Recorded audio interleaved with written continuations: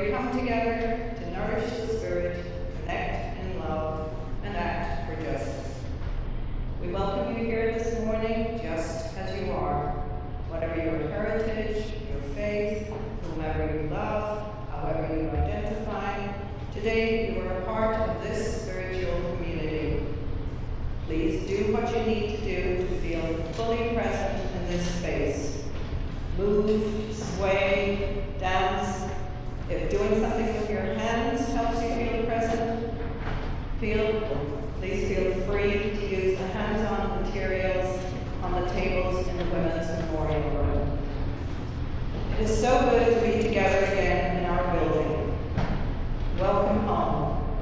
If this is your first time here, you may soon discover that this is also your spiritual home.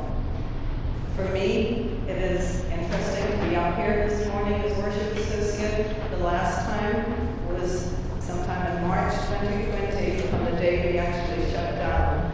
And I was reminding Stephanie Santiago that she and our visiting minister, Dan German, were up here encouraging people not to shake hands when they greeted, to do the hands on the heart or the prayer pose. And I don't think the fist bump had yet been invented, but that's where we were the last time. And George Karayoka and the ushers were giving out sanitizers, bottles, as everyone left the sanctuary. So we've been through quite a lot since then. I want to give a special welcome to all those joining the service this morning on Zoom. As has become our Zoom tradition, I invite you to turn your camera on and share a wave together. And all in the sanctuary, let us wave at the camera at the back of the sanctuary, which wants to turn around, and send our greetings. We're so glad you're joining us on Zoom. At this time, I would like to introduce one of our board members, Darcy Pollock. Darcy, are you here? Yes.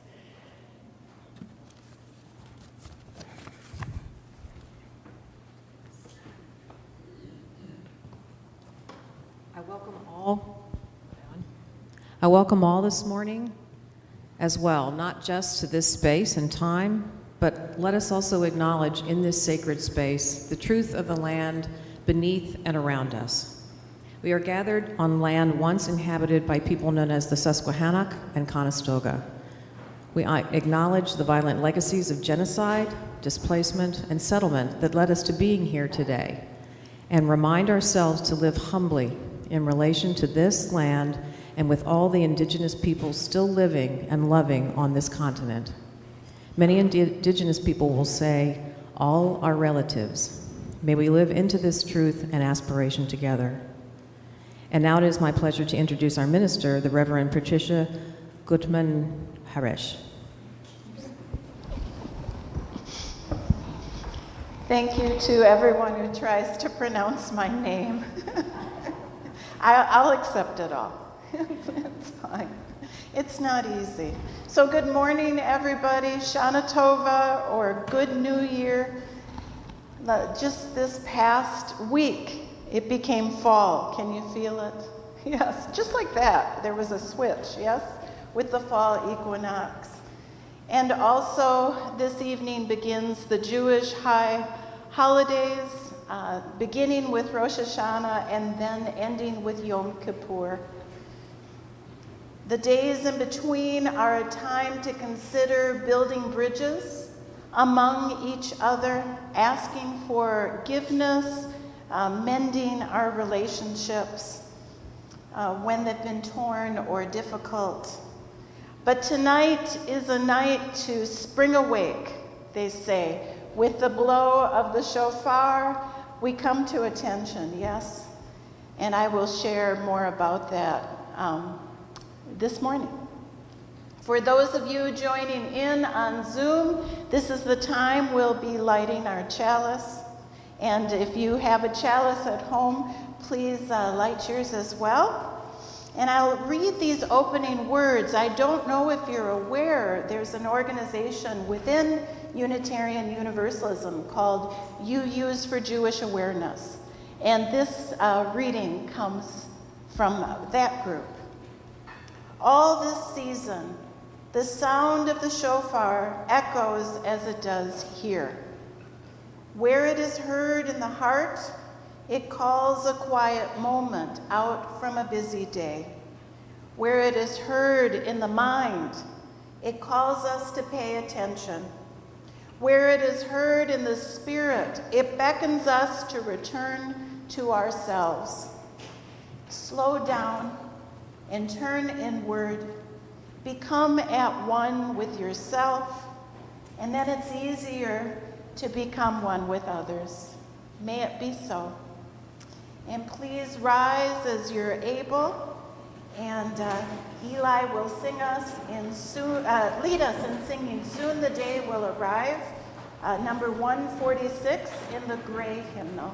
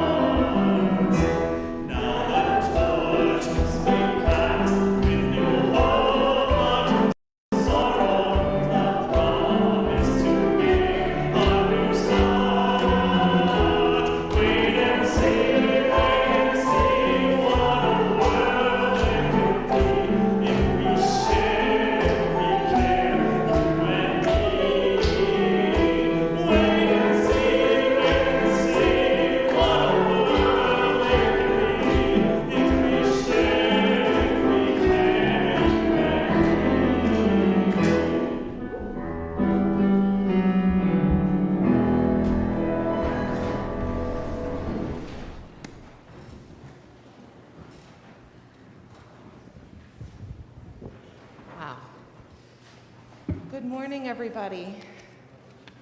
Good morning. My name is Lenore Brijard-Dukes, and I serve this congregation as the Director of Lifespan Faith Development. And now is the time in our service when we invite young people of any age to come up front and experience the Wonder Box. So if you'd like to come up front and help us out with the Wonder Box, Reverend Pat, could you help me move this forward a little bit? Let's bring this up. Welcome. For those of us on Zoom, we'll try to hold this up so you can see. You can have a seat here all around. This Wonder Box was made by children and adults in our faith development program a couple years ago.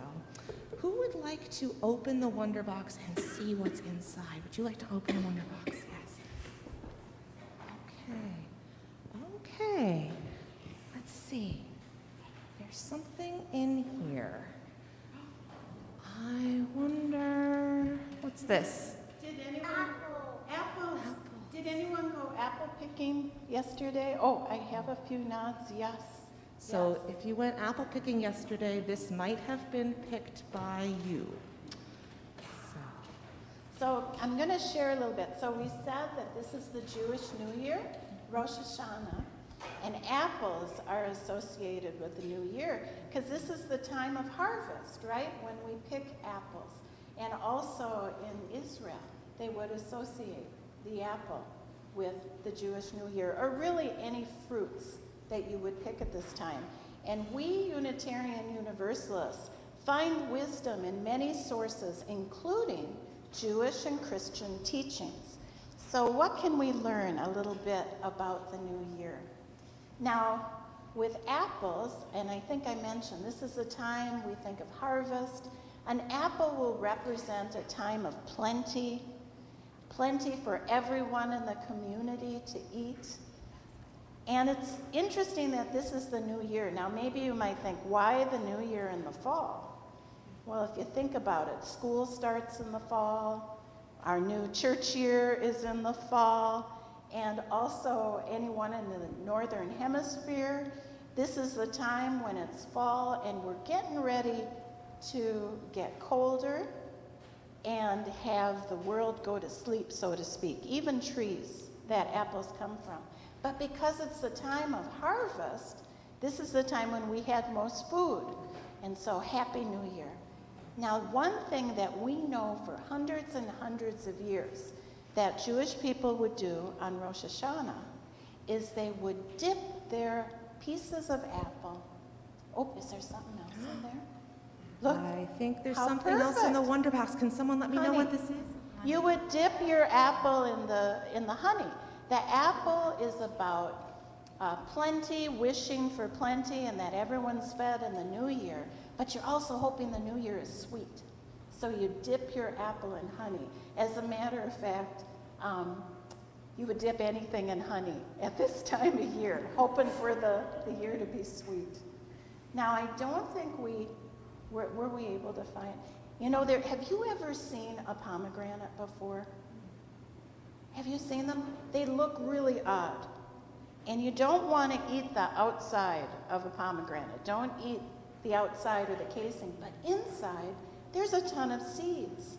And those seeds are what we eat. And they're so good. I don't know, put them in a salad. They're really good. And why would you eat the seeds? Well, one reason why you would have a pomegranate at the new year is because that's the time it's a new fruit, is at that time of year in the fall. The other time is the seeds is also something to represent growth, new beginnings, and having a chance of new beginnings. So oftentimes a pomegranate would be found at your table at New Year. I think we've got some more stuff. Do you have more stuff? What else is in there, Lenore? Anybody like to help me lift this one? Oh, those are spices. You gotta have spice. Gotta have spice in the new year. So oftentimes people will make honey cakes and they'll dip it in, well, it will be drenched in honey, it will have honey, but also they'll have spices that will surprise you and will wake you up, right? So honey cakes with spice. Is there anything else in there that we might dip in our honey? This one would definitely be dipped in honey. Challah. You gotta have challah. Do you know when I was little, I would eat peanut butter and jelly sandwiches in my lunch on challah bread. We had a great deli. But at this time of year, you find round challah or challah with spirals, thinking of how time marches on and continues for eternity, right? So challah. And of course, you gotta dip it in. That's right. Oh, but also, I see something else. There's one more thing that can someone help me pull this out? Yeah, would you like to help? Section? Now, this is the head of the year. There we go. And what is in here? This is the head of the year. So what would you find? A cabbage head. Now, over the years, you might find a rooster head or a sheep head, but here we have the vegetarian version, which is the cabbage head. So anyway, so thank you. So we're going to, there'll be more activities, and I think related to apples too. So Shana Tova, everybody. Good New Year for today. Thank you, Rev Pat. Shana Tova to you too. Thank you. And could I get a volunteer to, well, not yet, So we are going to, those who wish, ages 4 through 18, are going to do a service project today in our nursery room on the main floor. We are going to take all the apples that were picked yesterday for the Rosh Hashana event and cut them up and wash them and turn them into our social hour. So those who want to join me and our other volunteers for that can come with me in a moment, and we're going to sing, as is our tradition, to sing us out to that experience, that faith development experience, with a body prayer. And grown-ups or anybody else in the pews, if you can join in this body prayer too, to bless us on our journey out that door. So we'll do this twice. Go, lift it up, love bless your way, moonlight, starlight, guide your journey into peace and the brightness of day.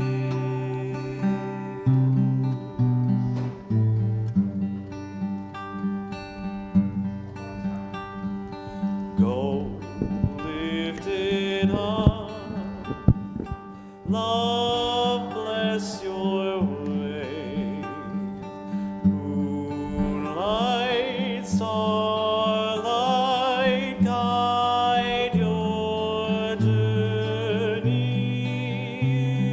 into peace and the brightness of day.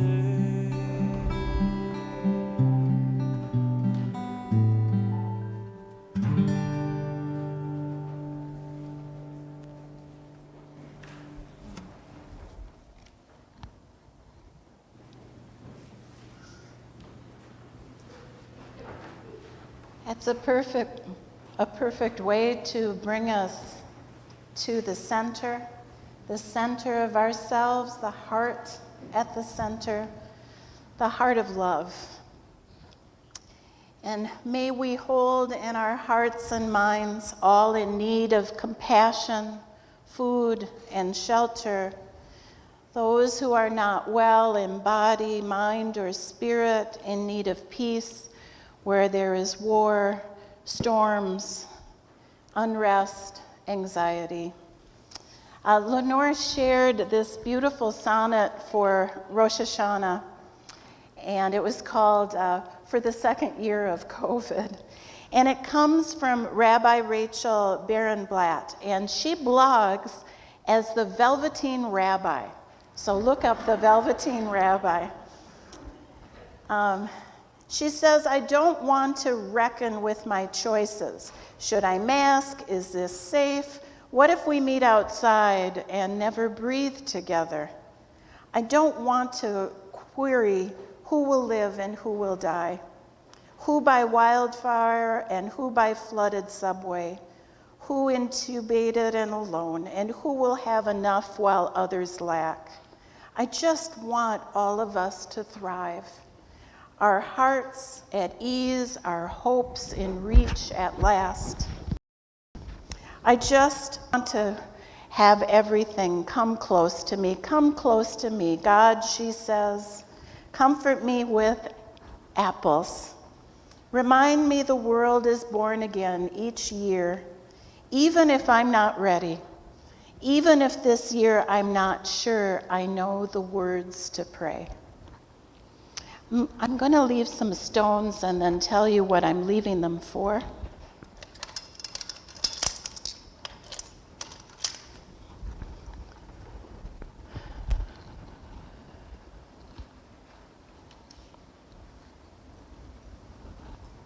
Oh, one more. Oh, I like that one. I mentioned storms. So, of course, a stone of compassion for all those suffering from Fiona, yes, the hurricane. Those in Puerto Rico, may they, even while they're rebuilding, may they receive compassion and help. And those in the Maritimes, Prince Edward Island was hit particularly hard. We're thinking of them. A stone of remembrance, you may see these beautiful flowers and fall colors in loving memory of Helen and Paul Levine, longtime members of UUCL, from their daughter Naomi and their son-in-law David Dusinger. A stone of compassion and healing for the Unitarian Church in Harrisburg, and we'll have a card outside for them in the vestibule. Everyone can sign. A stone of gratitude and congratulations to our own Dan Wirt. Recently, Planned Parenthood of Keystone marked a return to Lancaster with an opening of its new center named the Dr. Daniel D. Wirt Health Center. So very proud, yes. I had shared in an email with Dan, I can't tell you the long history, both my family of birth and my current family, of how important Planned Parenthood is to us, and the volunteer time on behalf of my parents especially. For those of you who are participating on Zoom and have stones, or those of you in the sanctuary, all are invited at this time to leave a stone in silence with those joys, sorrows, complex truths on your hearts and in your mind. I kind of think of it when we plant that stone. We plant that stone, and may it spread in the sand. May it spread in our minds with roots of healing and compassion, joy and kindness, yes? So at this time, those who wish may rise as you're able and leave a stone.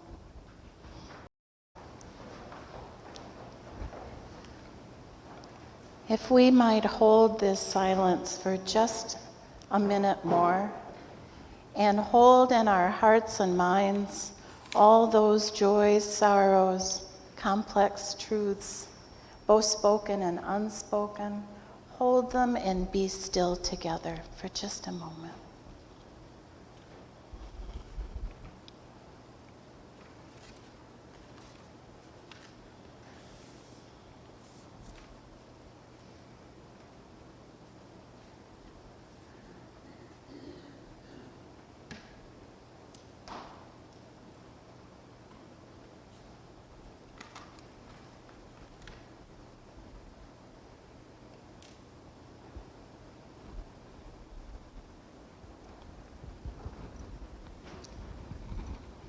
Our reading today is called Put the Glass Down, and the source is unknown. This is one of those stories that is everywhere on the internet, but the originator is not known. A professor was presenting on stress management to her students. As she raised the glass of water, everyone expected they'd be asked the half-empty or half-full question. Instead, with a smile on her face, she inquired, "How heavy is this glass of water?"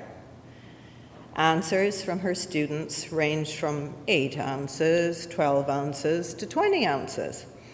She replied, "The absolute weight does not matter. It depends on how long I hold it.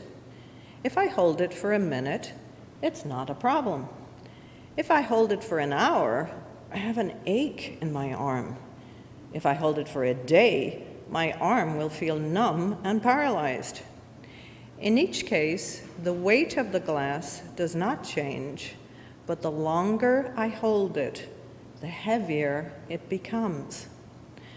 She continued, "The stresses and worries in life are like that glass of water. Think about them for a while and nothing happens.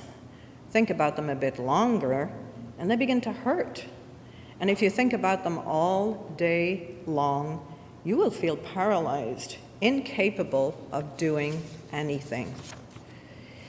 In reflecting on the story, Rabbi Denise Egger said, "This is what we hear in the blast of the shofar. Wake up, you, and you, and you. Wake up, world. Awaken your soul and turn around. Get rid of those things that are chipping away at your soul." The sounds of the shofar are calling us to focus on hope and the new year rather than our worries. It's calling us to get rid of the errors, the lies we tell ourselves and others, and it is telling us through each note, hate evil, love what is good, as our prophets taught. And now we listen for the sound of the shofar. Oh. We can do it in a little.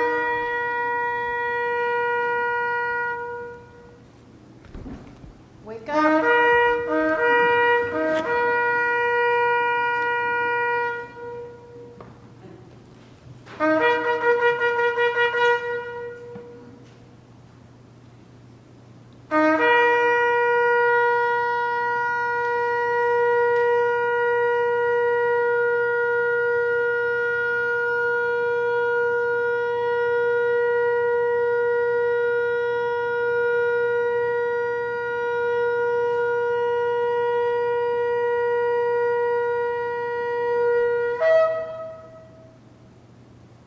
It gives me chills every time I hear.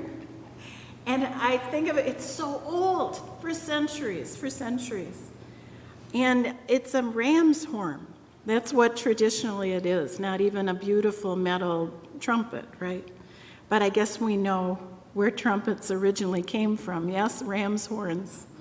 And I can't remember other animal horns, but many contemporary rabbis and Jewish thinkers describe the blast of the shofar as a wake-up call, stirring something deep within us. And actually, each of those blasts have a different meaning.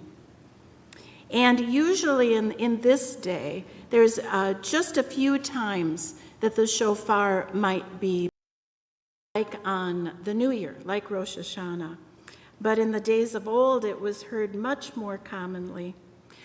In the Psalms, the psalmist saying, "Happy are the people who know the festal shout." Well, now we know what the festal shout is. It's the blast of the shofar. Happy are the people who know the festal call of the shofar. They walk in the light of divine presence. Do you feel it? You're walking in the light of divine presence. In the words of Rabbi Art Green, the shofar sound represents prayer beyond words, an intensity of longing that can be articulated only in a wordless shout. My imagination is stirred by the shofar. In our time, the shofar is associated, as I said, with these autumnal Jewish high holidays.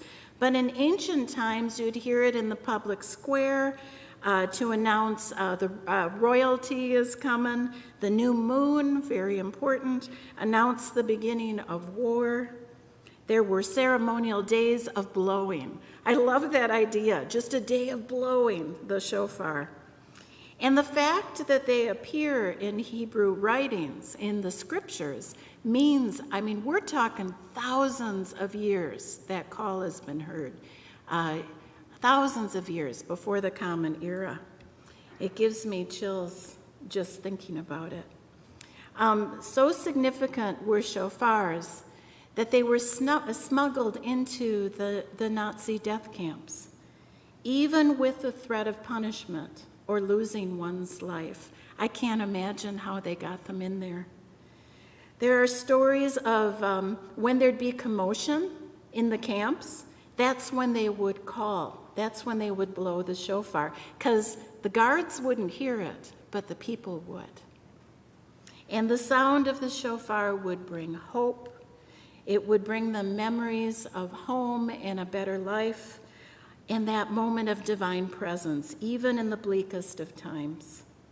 There's a rabbi who survived the Holocaust who tells of boys when they were on their way to the crematorium or in the crematorium, begging the rabbi to blow the shofar for them so they could hear the blast in their final moments. Rabbi Claudia Kramen notes that for Jews, Rosh Hashana and the period of high holidays is a time to look at one's life and choices made, relationships, new possibilities that life can bring, those seeds of the pomegranate. Looking also at our place in this broken world and our responsibility to create a better world and a more whole world. The shofar is a wake-up call to act in this world, to not sit silent in the face of injustice, which we see all around us, don't we? It seems at these times, and well, always, I guess. Rabbi Menachem Mendel Schneerson, I love that name. I'll say it again. Menachem Mendel Schneerson teaches us, if you see what needs to be repaired and how to repair it, then you have found a piece of the world that has been left for you to complete. But if you only see what is wrong and what is ugly in the world, then perhaps it's yourself that needs repair. So Rabbi Kramen asks, what is the call you personally need to hear at this most auspicious time? What is it that you need to be reminded of? What in the world is calling out to you not to ignore? So many of the mystics and wise ones through the ages have warned of the danger of sleepwalking one's way through life. From the 13th century Persian poet and Sufi mystic, Rumi, the breeze at dawn has secrets to tell you. Don't go back to sleep. Wake up, say the wise ones. Don't go back to sleep. Kinda hard to sleep when the shofars are blowing, right? A little hard to go to sleep. Aaron McEmrys writes, our lives are full of things that make us spiritually sleepy and forgetful. Our incessant busyness and the exhaustion that accompanies it, the complacency and almost narcissistic self-focus, our love of comfort, which can become an addiction as deadly as any drug, the despair and then the apathy which come from living a life that is not your own or from living too long without love. All of these things and countless others lull, seduce, distract, or bludgeon us into a state of forgetfulness when we need clarity, into fragmentation, though our native state is wholeness, and into narrow me-first alienation when it is the generosity of love that is our birthright. He continues, if our hearts beat but we are not awake, then we're not really alive. More like a person sleeping their life away after being bitten by a tsetse fly, living only a dream life at best. The shofar wakes us up, jolts us back into ourselves, and reminds us that living really is. And Aaron finishes, reminds us that we can always return to wholeness. This is the hope of this time of year. I want to share an experience from when I was a teenager that taught me about being spiritually awake. And what's funny is it was at a summer job, which kind of is a surprising place to learn about spiritual awakeness. When all the kids in my family had the best summer job ever. Not only did it pay better than Wendy's, but it also was an interesting job. We were tour guides in a living history museum, and we got to play the parts of a person who would have found their way to Fort Snelling, which if you've ever been to the airport in the Twin Cities, it's right near the airport, and it's where the Mississippi River and the Minnesota River conjoined. And it was built in the 1820s to regulate the fur trade. And you weren't supposed to be on that side of the river unless you were in the military, because that was not for white settlement. Only those whose land it was were supposed to be over on that side, except, of course, the military, who were regulating the fur trade. Each of us had this character. Some years I would play the wife of private, because they were allowed to bring their wives out, and the wives would do the laundry and would do the cooking, keep them company, because there weren't any stores around, right? And heaven forbid the privates did their own laundry. I think they did in later years. And then when there were washing machines, right? And then also the officers would bring servants. And so some years I would play a servant. And we also would play the servant in the hospital at this fort. By the way, the surgeon at the hospital had owned the famous slave Dred Scott. Have you ever heard of the Dred Scott case? And that surgeon tried to free Dred Scott, but the Supreme Court in their wisdom said, no, he can't be free. Anyway, that was the home of the surgeon. So at the same time every day at the fort, a tour bus would come with this very charming tour bus driver. And he would bring his gaggle of tourists with their cameras and their hats and their sunglasses, and they'd be following him around, listening to his every word. And instead of leaving them into our hands on our guided tours, he would tell them a few words and then set them free. And they had only so much time because they had to go to other sites. So they had just so many minutes to get to every building in this big fort. And I was standing there waiting for them to come so I could tell them about the hospital.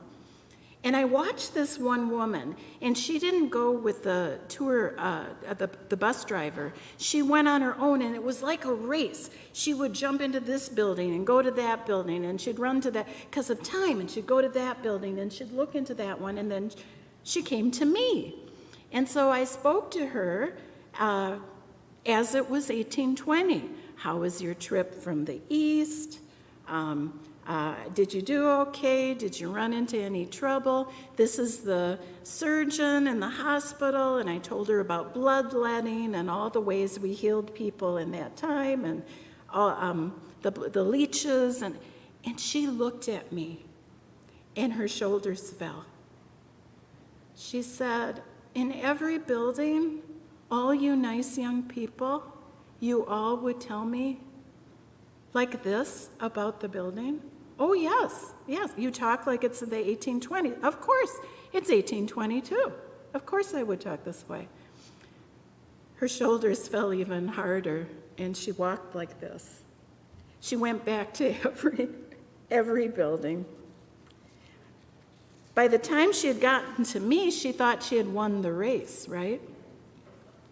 She was going to make it on the bus in time. She got there first. She saw everything and learned nothing, right? But as we talked, she realized how much she had missed of the full experience of the fort. There were 20 me's about at that time when we had a big budget, waiting for her to tell our stories and answer questions. She had won the race and missed the boat, right? She realized if she didn't go back and start over, she might as well not have visited the fort. So how often do we do that? How often do we race through life thinking that getting there first is the thing to do, with our attention focused only ahead with our single-minded purpose? But you know, when you don't want to be the first one to get to the end of life, right? That's not a race I want to win. Right? No matter how I struggle and strive, we'll never get out of this world alive. I'm just saying. So it's important to pause and pay attention, yes, along the way. Make it a long road, meandering to the end of life, yes? Look at how each day the leaves are changing color. Listen to the leaves and the rustling wind. Ask a friend, a family member, a co-worker, why they look so troubled today. Instead of saying, hey, good morning, how you doing? Fine, fine. Maybe we didn't notice that they don't look so fine. We somehow have time to let ourselves get carried away by whatever is in front of us and just let us astray, right? What's ever on the screen, ding, ding, ding, ding, ding, ding, right? Looking at our screen and not necessarily sit in quiet and pay attention to the moment that we occupy right now and who's around us. I remember when I had little ones, I was so busy working and going to school and all those things, and I had to say to my mind, okay, this is on the floor kid time. Oh, on the floor kid time. Okay, that was my spiritual discipline. Listen to the leaves rustle. Sit outside with a blanket around you and a warm drink and let the steam warm your face and just take it in. Dip an apple or bread in the honey and savor the moment. Whisper a wish to yourself for the good year ahead. What might the shofar or a wake-up call signal to you now in your life? We might start getting right with ourselves now, seeing our whole self clearly and honestly, the good, the bad, the blemishes. May it be a call to getting right with one another, asking forgiveness and doing our best to put things right. What is the call that you personally need to hear to heal you in this most auspicious time? In this broken world and our lives that can feel so scattered, what can I do? What can you do? What can we do to make ourselves and the whole world whole again? I close with Unitarian minister Barbara Peskin's morning watch, and I want you to imagine if you were sitting with people you love in the darkness of the morning outside. She says, patiently we waited in the dark, the planet turned, and we upon it, stupid with sleep, hoped something would happen. While we leaned toward the east, the weight of the night sank behind us. Toward the north, a comet passed so close. We could see it through the sleep in our eyes. And then dawn flung itself up, swirling with clouds and color and bird song. Look, this is our world for another day. Reach out to it. It is your own life. Know, too, that this day is dear, even to strangers you will never know. Stretch out your arms to embrace it. Do not go back to sleep. So maybe, will we hear the shofar again? If not, Eli will lead us in singing, and you can rise up as you're able. And we'll sing Who Can Say, number 218 in our gray hymnal.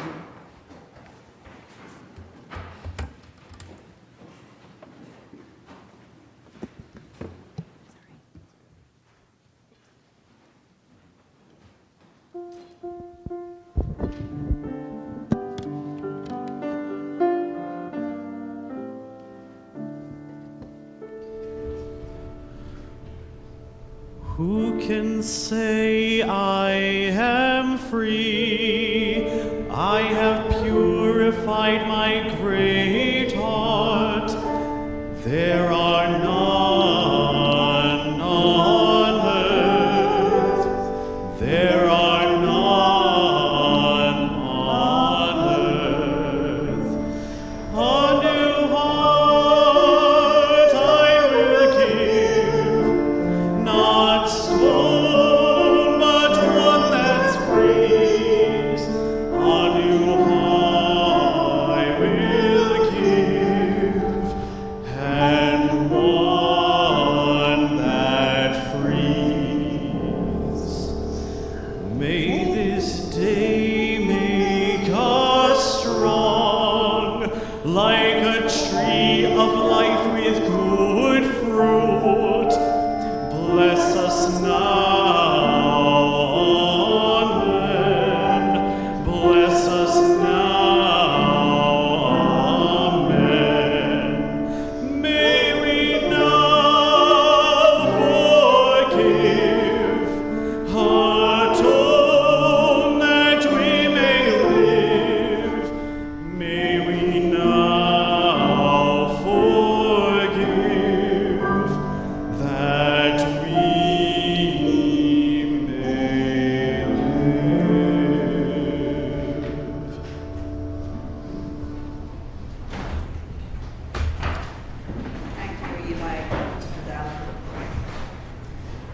the time in our service when we will pass the plate and accept your offerings. You may also go on our website to make a donation online. A portion of the offering will be shared this month with Planned Parenthood Keystone.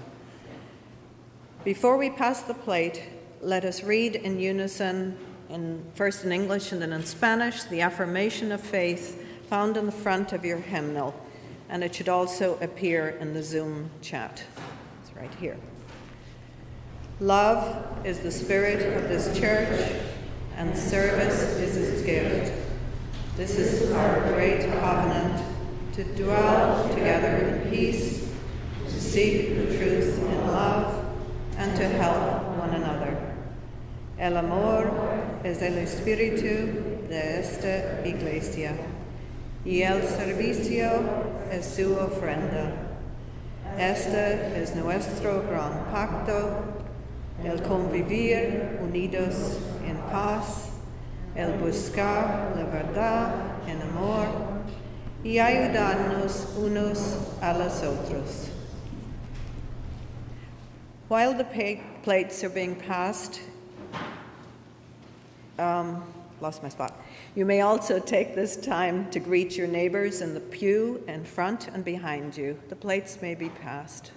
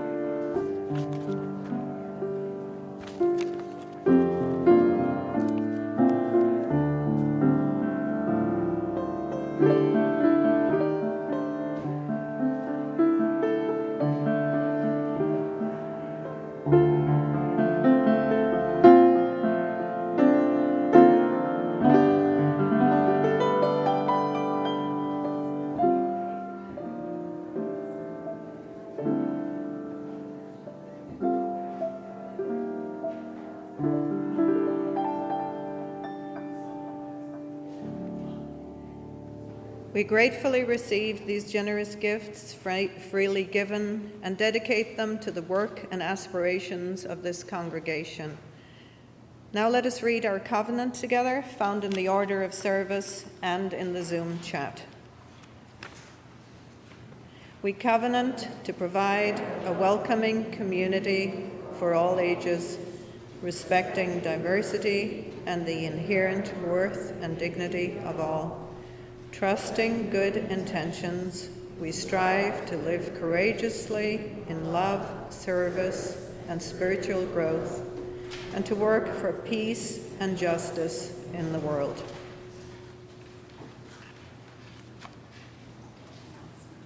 Do announcements first?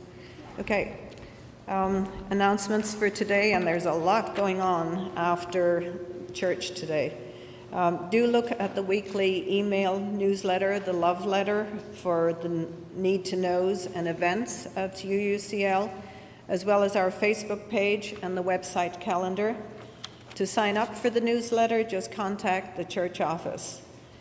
There's quite a lot going on. Immediately following the service, Reverend Pat will be dedicating the new Garvin Loge space by the original entrance to the sanctuary, just at the back there.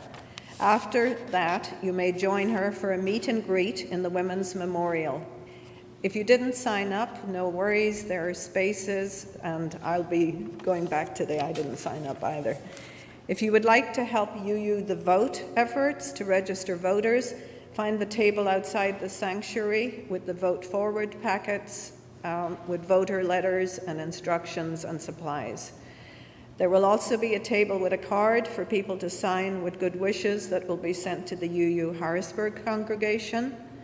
And I believe Luann Miller has a table, and it's Luann at the back, has a table for the upcoming art exhibit information. We're all in for a special treat. As Lenora mentioned, the children are hosting social hour featuring apples picked for yesterday's Rosh Hashana, and maybe we'll get to dip them in honey, we shall see. And that will be under the front awning following the service. And now we shall extinguish the chalice. Thank you, Marion. So while Marion extinguishes the chalice, these words from Rabbi Howard Berman. This sacred season of Rosh Hashana, the New Year, this ancient celebration offers us the precious gift of new beginnings and unexplored paths for our journeys. As one of the oldest New Year's festivals still being observed in the world today, Rosh Hashanah proclaims Judaism's revolutionary teaching that history is not cyclical and static, but rather that human experience is dynamic and evolutionary, always progressing towards new heights and greater revelations. For each of us personally, this means that we need not be bound by the limitations, patterns, and regrets of the past. There is always an opportunity for a fresh start to begin anew. Traditionally referred as the birthday of the world, Rosh Hashanah reminds us that each of us is a co-worker, co-creator, and partner in the unfolding process of creation.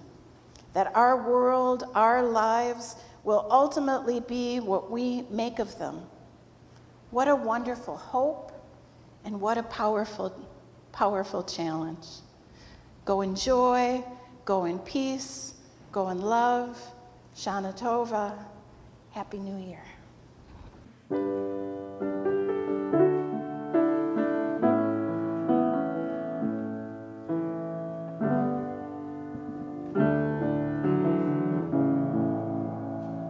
It's Rosh Hashana, how the time keeps ticking on, just another year of moments coming gone. We're that much older, but are wiser. Have our hearts grown too much colder? Have we ceased to do our part? 'Cause I'm starting over. I'm looking back, 'cause I've done things that I'm not proud of in this year we're coming out of. Now it's a time for introspection, time to forge a new direction, decide who I want to be. A brand new year, a brand new me, I'm starting over.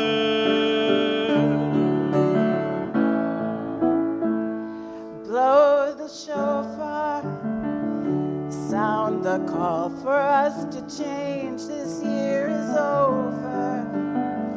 We'll renew ourselves again. The gates are open. I'll repent and swallow pride, and I am hoping it's enough to be inscribed. I'm starting over.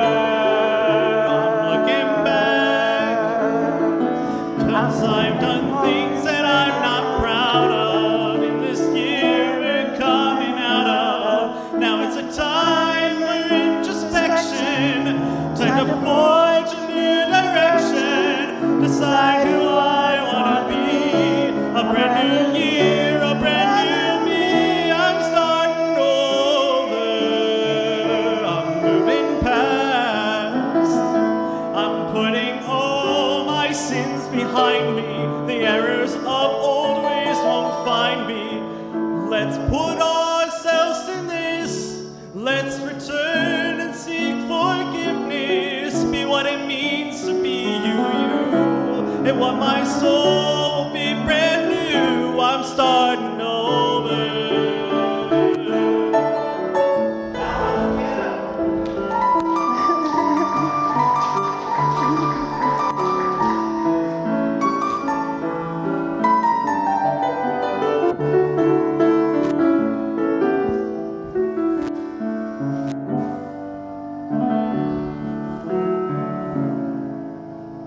Oh, I'm starting over.